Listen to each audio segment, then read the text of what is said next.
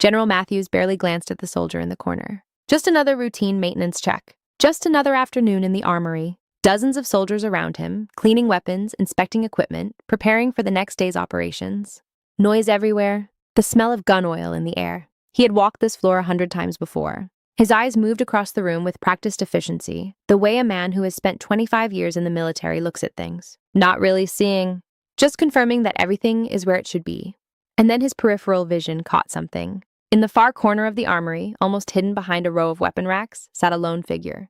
Working alone, quietly, methodically. He almost kept walking. Almost. Staff Sergeant Luna Ghost Valdez had been performing the same ritual every single day for the past 8 months. Most soldiers cleaned their weapons in 20, maybe 30 minutes. A quick wipe down, a check of the moving parts, done. Luna took 3 hours. Every component of her Barrett M82A 150 caliber sniper rifle was removed completely. Each piece cleaned with the kind of attention a surgeon gives to instruments before an operation. Each part inspected, not glanced at, inspected, for any sign of wear, any imperfection, any microscopic flaw that might affect performance downrange.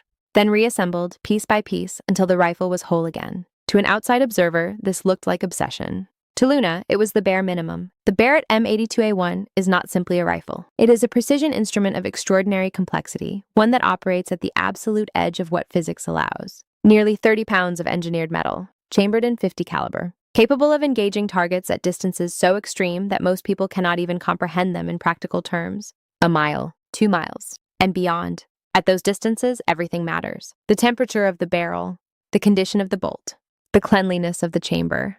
A rifle that performs perfectly at 500 meters can fail silently at 2,000, and you will never know why unless you know every part of it as well as you know your own hands.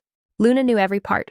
She had been assigned to Camp Liberty as part of a specialized sniper team supporting counterterrorism operations across the region. Her official role was overwatch and precision engagement, providing long-range fire support for special operations missions that required eliminating high-value targets at distances conventional units could not reach. But in the circles where such things were known, Luna's reputation went far beyond her current assignment. Her name was spoken carefully, quietly, with the kind of reverence that serious professionals reserve for people who have done things they cannot fully explain. Not because of her rank, not because of her personality. Luna was famously quiet, almost invisible in most social situations, because of what she could do with a rifle, at distances that most people would call impossible. General William Matthews had been conducting his weekly inspection tour that afternoon. He walked through the armory with his aide, Lieutenant Colonel Harrison, discussing routine administrative matters, supply requisitions, personnel transfers, things that needed his signature. Standard business. He wasn't looking for anything unusual.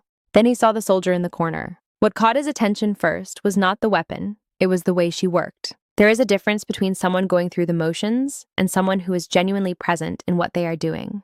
Luna's movements had a quality that was difficult to name. Every motion deliberate. Every action connected to the next. Not mechanical, alive. He slowed without realizing he had slowed. As he approached her position, his eyes moved across her uniform out of habit, rank, unit patch, qualification badges, standard military reading of another soldier. And then he stopped. On her uniform, among the decorations and insignia, was a small badge. Easy to miss if you weren't looking. Unremarkable at a glance. He looked at it anyway. Then he read it again because the first reading didn't make sense. 3 200-meter confirmed kill. General Matthews stood completely still for a moment. He had been in the military for over 2.5 decades. He had worked alongside some of the most elite units in the American arsenal. He had attended briefings at classification levels that most officers never reached. He knew what the best snipers in the world were capable of. And he had never, not once, encountered anyone who had made a confirmed kill at 3,200 meters. The world record, as far as he knew, was far shorter than that. Soldier, he said slowly. That's impossible. Luna looked up from her work. Her eyes met his without flinching. Sir? He pointed to the badge. That distance, no one has made a shot at 3,200 meters. Not in any engagement I have ever heard of. Luna held his gaze for a moment. Then she responded in the same calm, even tone she might use to discuss the weather. Sir, the shot was confirmed by multiple independent observers and recorded in full by Mission Command. All documentation exists. It is classified, but the engagement occurred exactly as indicated. General Matthews looked at her for a long moment. She was in her late 20s, average height. Nothing about her physical appearance suggested extraordinary capability. She had the kind of face that would disappear in a crowd, which, he would later understand, was entirely intentional in her line of work. She had already returned to cleaning her rifle by the time he found his next words.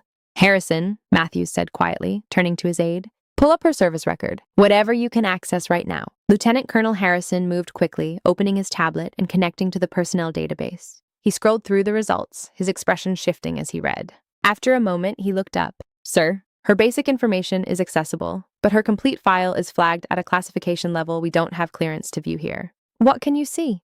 Enough to understand we're dealing with someone unusual. Harrison turned the tablet toward the general and began reading aloud. Luna had graduated from Army Sniper School. Not just completed it, but graduated with the highest marksmanship scores her class had ever recorded. What followed was a military education that bore almost no resemblance to a standard career path. Advanced long-range precision shooting, ballistic computation, specialized reconnaissance. Programs that most soldiers in the room had never heard of, run by organizations that didn't appear on any public organizational chart. Her deployment history was a tour of every significant conflict zone where American forces had operated in the past 5 years. The 75th Ranger Regiment, Delta Force Support Operations, and then a long list of unit assignments that produced nothing but a classification notice when Harrison tried to access them. Sir, Harrison said carefully, whatever she's been doing, most of it isn't in any system I can reach. Matthews nodded slowly. He looked back at Luna, who had continued working throughout this entire conversation as though it wasn't happening. Valdez, he said. She looked up again. I want to understand how this is possible. Walk me through it. A 3,200-meter shot. What does that actually require? Luna set down the component she had been working on. She looked directly at General Matthews, and when she spoke, it was with the quiet authority of someone who had lived inside this knowledge for years. Sir, at that distance, you are no longer simply shooting a rifle. You are solving a physics problem in real time, with a margin for error measured in fractions of a degree. She paused, organizing her explanation. Environmental factors first. Wind, not just at your position, but at every altitude the bullet will pass through from the muzzle to the target. A 2-mile flight takes several seconds. Wind conditions can change multiple times along that path. Air density varies with altitude and temperature. Barometric pressure affects drag. All of these must be measured, calculated, and fed into your ballistic solution before you fire. Matthews said nothing. He was listening. Then there is the bullet itself. At extreme range, spin drift becomes significant. The bullet rotates in flight and drifts laterally as a result. At 3,200 meters, that drift is not a small number. The Coriolis effect also becomes relevant. The rotation of the Earth changes the bullet's point of impact depending on your latitude and the direction you are firing. These are not theoretical considerations. They are numbers you must calculate and account for precisely. She picked up the bolt carrier and resumed cleaning it almost unconsciously while she continued talking. Beyond the physics, there is the human element. You must maintain an absolutely stable position, sometimes for hours, while monitoring continuously changing environmental conditions. You must wait for the exact moment when every variable aligns. And when that moment comes, you have one chance. There is no correction. There is no second shot if you read the conditions wrong. The armory felt quieter than it had a few minutes ago. The shot itself, Luna continued, is the last step of a very long process. Most of the work happens before you ever touch the trigger. General Matthews absorbed this in silence. Lieutenant Colonel Harrison had stopped taking notes. He was just listening. How long? Matthews finally asked.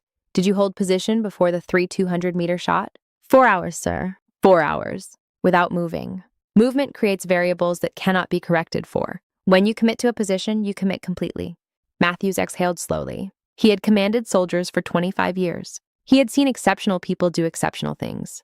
But he was standing in front of something he did not have a category for. Valdez, he said finally, I want to see a demonstration. 2 days later, the demonstration was arranged. General Matthews arrived at Camp Liberty's extended range facility with several members of his staff. The target had been placed at 1,200 meters, the maximum distance available at the installation, an impractical distance for most soldiers. For Luna, it was a warm-up. She had arrived 2 hours before anyone else. By the time the general and his staff reached the firing line, Luna had already completed her preparation. Wind measurements taken at multiple points along the range. Temperature, air density, and barometric pressure recorded and logged. Ballistic solution computed, verified, and confirmed. Her Barrett was ready. She was ready. Sir, she said as Matthews approached, the target is at 1,200 meters. Conditions are good. Minimal wind variation. I'm prepared to engage on your order. Matthews raised his binoculars toward the target. At this distance, it was a small shape against the landscape, visible, but requiring effort to see clearly. Proceed, he said. Luna settled into her shooting position with the same deliberate calm she brought to everything. She made a final check of her scope settings. She checked the wind indicator one last time. Then she controlled her breathing, slowing it, steadying it, and aligned her eye behind the optic. The armory had been loud. The range was silent. Then the Barrett fired. The The report hit like a physical force, the muzzle blast of a .50 caliber rifle pressing against the chest, the sound arriving a fraction of a second after the concussion. Even with hearing protection, it was overwhelming. Downrange, a small cloud of dust rose from the impact. "Target hit," said the range safety officer, his eye against a spotting scope. "Center mass. Inside 2 inches. General Matthews lowered his binoculars. He turned to look at Luna, who was already running her bolt and checking her brass with the same unhurried efficiency she applied to everything else. One shot, and 200 meters. Dead center? He thought about what she had just told him. That this distance that had just silenced his entire staff, was roughly 1/3 of what she had done in the field. He didn't say anything for a long time. Over the following week, General Matthews worked through every channel available to him to access Luna's complete classified service record. What he found, when he finally reached the full file, was not a service record. It was a history of impossible things made real. Luna had been identified during basic training, not after, not years into her career, but during basic training, based on marksmanship scores that her instructors had never recorded before. What followed was an accelerated path through programs and schools that existed entirely outside the standard military education system. Training designed not to make her a better sniper, but to push the definition of what a sniper could be. Her deployment history was a chronicle of operations where conventional solutions had been exhausted and one precise action had resolved what nothing else could. The 3,200-meter shot had occurred during a hostage rescue. The target, an armed individual holding multiple hostages, had positioned himself in a location that made a direct assault impossible. Any approach within conventional engagement range would have triggered an immediate execution. Every tactical option had been evaluated and rejected. Luna had been the only option remaining. She had established a position in mountainous terrain that provided the elevation differential the shot required. She had spent 4 hours monitoring conditions, computing her solution, and waiting. The hostages had no idea anyone was coming. The target had no idea anyone was there. One shot. The hostages came home. That entry was surrounded by dozens of others, each describing a situation where Luna had been the difference between mission success and catastrophic failure. General Matthews called for a classified briefing and sat across from General Patricia Stone, one of the few people whose access level covered Luna's complete record. "General," Stone said, "what you've found is one of our most significant strategic assets. Staff Sergeant Valdez has been operating at levels that most officers in this building will never be read into. Her assignments don't appear in conventional operational planning because they serve purposes that operate above that tier." "Why is she at Camp Liberty?" Matthews asked. "If her capabilities are what this record says they are, why is she cleaning her rifle in a corner every afternoon?" Stone looked at him with an expression that was almost amused. "Because that's how she stays ready. She doesn't need to be in a briefing room to be doing her job. When the mission comes, and it always comes, she will be prepared. That preparation is the job." Matthews sat with that for a moment.